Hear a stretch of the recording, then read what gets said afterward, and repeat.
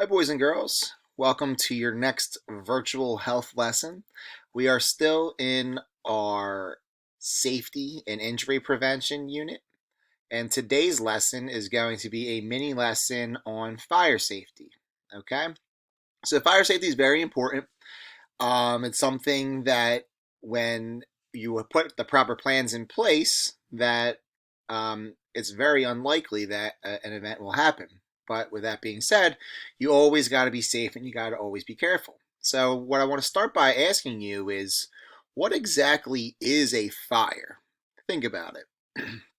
It's a little bit kind of hard to explain, but what it actually is, it's a chemical reaction. So it's a combustion. Okay, so it's where it's something that it's two things that react and create a big flame. Okay, now the one thing that fire absolutely needs to survive, kind of like what we need to do to survive, is we need oxygen. Okay, so if fire does not have air, it cannot spread. Okay, so that's important to know, and I'll tell you why in a little bit. So, what do you do in the event of a fire? Well, first things first, you want to make sure that you know your way out. Okay, does your family have an escape plan? Okay, think about it. If you do, great, you're way ahead of the game.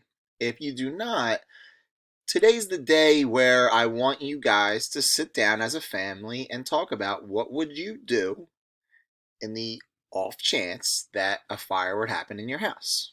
Okay? Here are some safety steps. Okay? Check for smoke. Okay? If smoke is coming out of a door, do not open it. Okay? Again, because if there's smoke coming under a door, that means that there's fire on the other side and it's trying to get in. Okay? If you let that fire in, the one thing you have in that room is oxygen. So the flames would take over that room. So again, don't open a door if there's smoke coming underneath. Okay, always touch the door. If it's hot, do not open for the same reasons we talked about. The room has that you're in has oxygen. The fire is going to want to come into that room and it's going to engulf the whole thing in flames very quickly. Okay, if the doorknob is hot, don't open it. Same reasons why. You want to stay low. Okay, again, all about oxygen. You need oxygen to survive. So the fire needs it too. The fire is going to win if it's just you versus them. So you want to stay low because smoke rises, okay, which takes away that oxygen. You want to stay nice and low, okay? Um, know how to open your windows. Do you know how to open your windows? Do you know how to get a screen out of the window? All right, and there's always two escapes from every room, okay? Typically a door and a window, okay? In the crazy chance that you can't get out your door, you can only get out your window, gotta go. So what if you can't get out right away? First things first, call 911, okay? They're going to be the ones to be able to put the fire department there as quickly as possible, okay? Um, the rule is a 3-minute rule. You should be able to exit and meet your family in a safe space in 3 minutes. Every second counts. So think about what you should not do or what would be not a very good idea. Okay? As sad as it is, if you have a pet or something inside and you're already safe, stay in a safe area. You have trained professionals that could come in and will have a better chance of saving anything that gets left behind in that house. It's a tough pill to swallow, but it's something that is very, very important. Okay? Um, Trivia question for you. Do you know what is the most common cause of fires? Household fires, I should say. Take a guess. Tell somebody in the room what your guess is. Write it down if you don't have anybody else. All right. Well, the correct answer is the stove. Okay, so you want to really, really be careful if you are allowed to cook.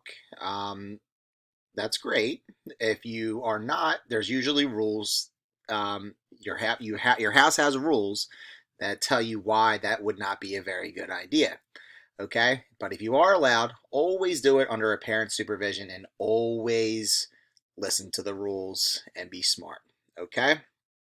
Um, Last thing, the best way to kind of avoid any of these situations is to take the proper precautions. Okay, so what I want you to do, this is your health homework, is make sure all the smoke detectors are working in your house. Okay, make sure you have an exit plan.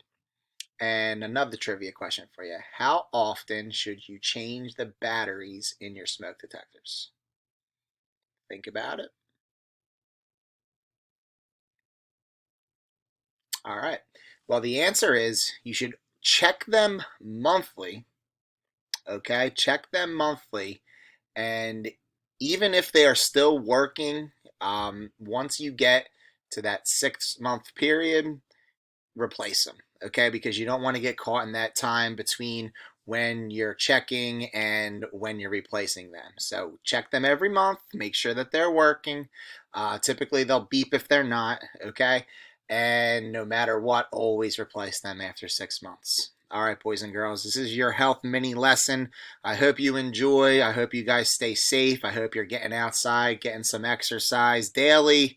I will be checking in with you soon. I hope you all have a great holiday break, and I'll see you when we all come back. Have a good one.